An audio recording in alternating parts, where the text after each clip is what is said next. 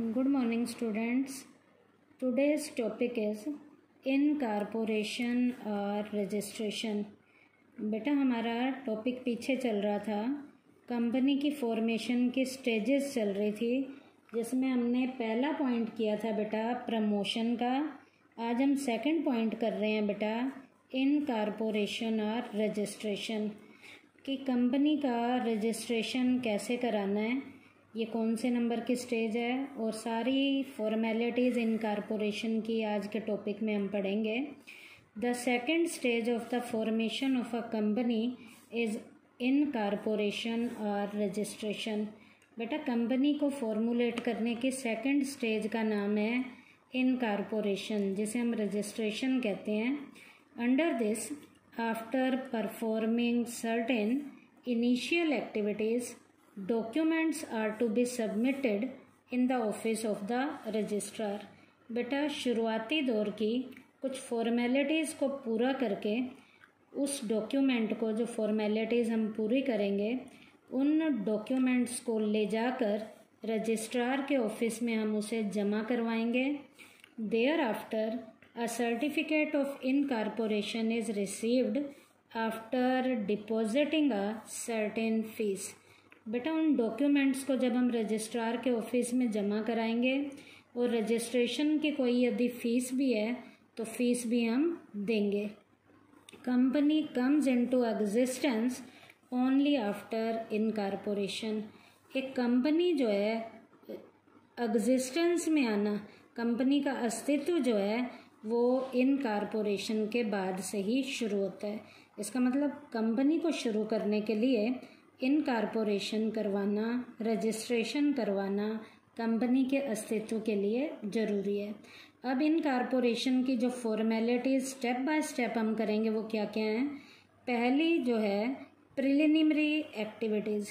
शुरुआती दौर में हमने क्या क्या काम करना है, तो प्रिलिमिनरी एक्टिविटीज़ में सबसे पहला काम हमें रजिस्टर्ड ऑफिस के बारे में देखना है कि कंपनी का रजिस्टर्ड ऑफिस कहाँ होगा। First of all, it is decided that in which state the company's registered office will be located. सबसे पहले हम ये देखेंगे कंपनी का रजिस्टर्ड ऑफिस किस स्टेट के अंदर है। This decision is taken by the promoters, और ये डिसीजन जो है प्रमोटर के द्वारा लिया जाता है कि किस स्टेट के अंदर कंपनी का रजिस्टर्ड ऑफिस होगा। It is necessary to do so because the company is registered in that state only where it has its registered office। बेटा कंपनी वहीं से ही शुरू की जा सकती है जिस स्टेट के अंदर कंपनी का रजिस्टर्ड ऑफिस होगा। तो सबसे पहले यहाँ पर किस स्टेट में रजिस्टर्ड ऑफिस होगा, और इसका रजिस्टर्ड ऑफिस का डिसीज़न हमारा प्रमोटर लेगा, और जहाँ रजिस्टर्ड ऑफिस होगा वहीं से कंपनी की फॉर्मेलिटीज़ शुरू करेंगे। उसके बाद सेकंड पॉइंट है to decide the name of the company. अब बेटा अब हमने कंपनी के रजिस्टर्ड ऑफिस के बाद कंपनी के नाम के बारे में भी डिसाइड करना है कि नाम कैसा होना चाहिए। For deciding the name of the company it should be confirmed from the registrar office whether the permission for the name can be granted और नॉट। बेटा आपने नाम ऐसा रखना है जिस नाम को रखने की रजिस्ट्रार आपको परमिशन दे दे। ऐसा नाम नहीं रखना जिस नाम को रखने की रजिस्ट्रार परमिशन ना दे। तो नाम को रखने से पहले भी कुछ फॉर्मेलिटीज़ देखनी है। कैसे? The name is selected by its owner.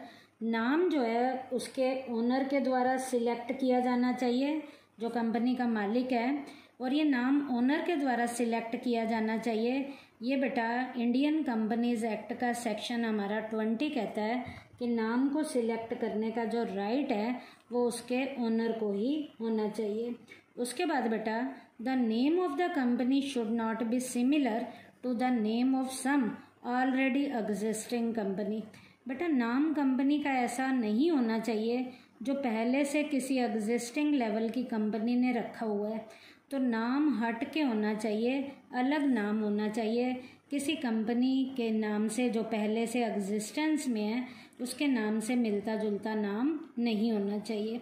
तो नाम अलग होना चाहिए, किसी से मिलता जुलता नहीं होना चाहिए। उसके बाद should not be objectionable to the central government, नाम ऐसा नहीं होना चाहिए कि उस नाम के ऊपर हमारी सेंट्रल लेवल की गवर्नमेंट का किसी भी तरीके का कोई भी विवाद हो, इस तरीके का कोई भी नाम नहीं होना चाहिए। विवाद का क्या मतलब है, मान लीजिए कोई स्टेट वगैरह रख देते हैं, नेशनल वर्ड का यूज़ कर देते हैं, किंग है, एम्परर है, तो ये नाम नहीं रखने हैं। यदि ऐसे नाम रखेंगे तो हमारी सेंट्रल गवर्नमेंट को इनके ऊपर ऑब्जेक्शन हो सकता है।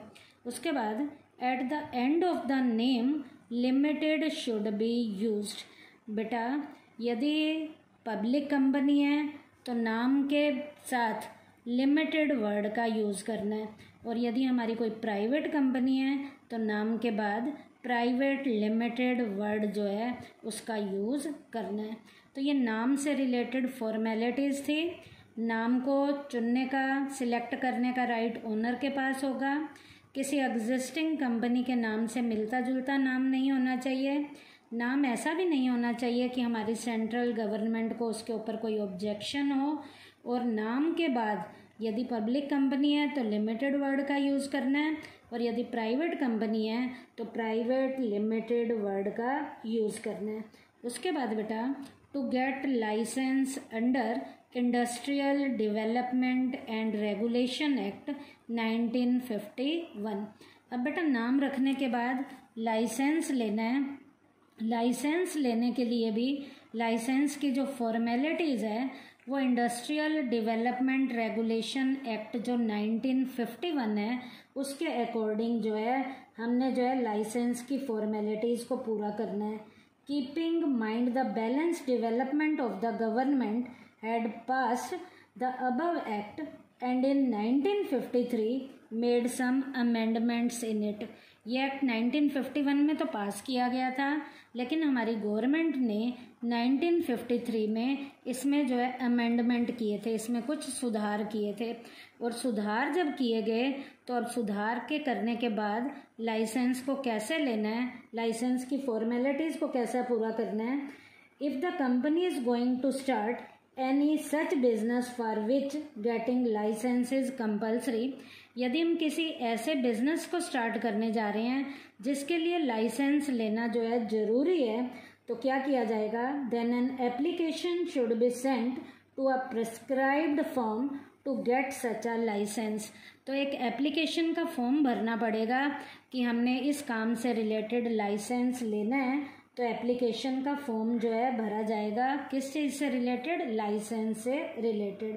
सच application should be send to the secretary trade and industry ministry या government of India New Delhi. बेटा ये एप्लीकेशन जो हमें भेजनी है, जो हमारा इंडस्ट्री और ट्रेड की मिनिस्ट्री का जो सेक्रेटरी है उसके पास लाइसेंस लेने की फॉर्मेलिटी से रिलेटेड एप्लीकेशन भेजनी पड़ेगी, और फिर आपको उस काम को करने का लाइसेंस मिल जाएगा। तो इसका मतलब लाइसेंस से रिलेटेड भी फॉर्मेलिटीज़ पहले 1951 के एक्ट के अकॉर्डिंग थी, अब अमेंडमेंट होने के बाद 1953 के अकॉर्डिंग हमें फॉर्मेलिटीज़ पूरी करनी पड़ेंगी।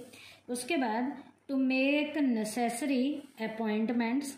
अब बेटा लाइसेंस भी ले लिया गया है, अब कंपनी का काम करना शुरू करना है, तो नेसेसरी लेवल के कुछ अपॉइंटमेंट करने हैं, कुछ लोगों को नियुक्त करना है।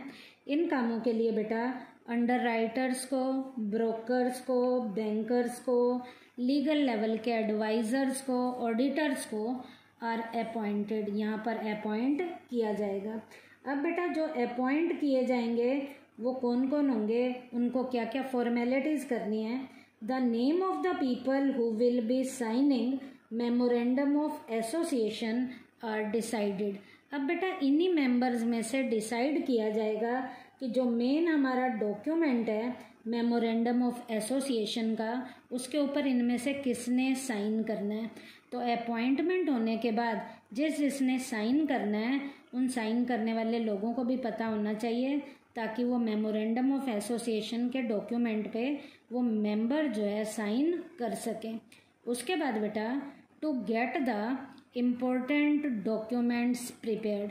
अब बेटा फॉर्मेलिटीज़ को पूरा करने के लिए कंपनी को शुरू करना है, अब मेन डॉक्यूमेंट भी बनाने हैं। तो बेटा यहाँ पर 3 मेन डॉक्यूमेंट हमें बनाने पड़ेंगे। सबसे पहला मेमोरेंडम ऑफ एसोसिएशन का बनाना पड़ेगा। मेमोरेंडम ऑफ एसोसिएशन बेटा कंपनी के ऑब्जेक्टिव्स को बताता है। उसके बाद आर्टिकल ऑफ एसोसिएशन का डॉक्यूमेंट बनाना पड़ेगा। ये मेमोरेंडम ऑफ एसोसिएशन के ऑब्जेक्टिव को पूरा करने के लिए ये डॉक्यूमेंट रूल्स और रेगुलेशंस को बताता है, ये बनाना पड़ेगा। उसके बाद बेटा कोई और भी फॉर्मेलिटी से रिलेटेड कोई डॉक्यूमेंट पूरा करना है तो उन डॉक्यूमेंट को यहाँ प्रिपेयर भी किया जाएगा और टाइमली प्रिंट भी किया जाएगा। तो इस स्टेज में यहाँ पर जो मेन डॉक्यूमेंट्स हैं इम्पोर्टेंट वाले, वो इम्पोर्टेंट डॉक्यूमेंट को बनाना है। उसके बाद बेटा लास्ट है sending application to the registrar. अब बेटा रजिस्ट्रार के पास एप्लीकेशन को भेजना है। कैसे भेजेंगे? After completing the above formality the promoter of the company present an application to the registrar. बेटा मेन डॉक्यूमेंट बनाने के बाद जो कंपनी के प्रमोटर होंगे वो बेटा इस डॉक्यूमेंट के साथ एप्लीकेशन को रजिस्ट्रार के ऑफिस में जाकर सबमिट करेंगे। रजिस्ट्रार के पास ये सारे डॉक्यूमेंट भेजेंगे। अब बेटा जब रजिस्ट्रार के पास डॉक्यूमेंट भेजे जाएंगे तो वो उनकी जांच करेगा। इस तरीके से इनकॉर्पोरेशन की जो पहली वाली जो फॉर्मेलिटी है वो यहाँ तक पूरी हो गई है, जिसका नाम था प्रिलिमिनरी एक्टिविटीज़।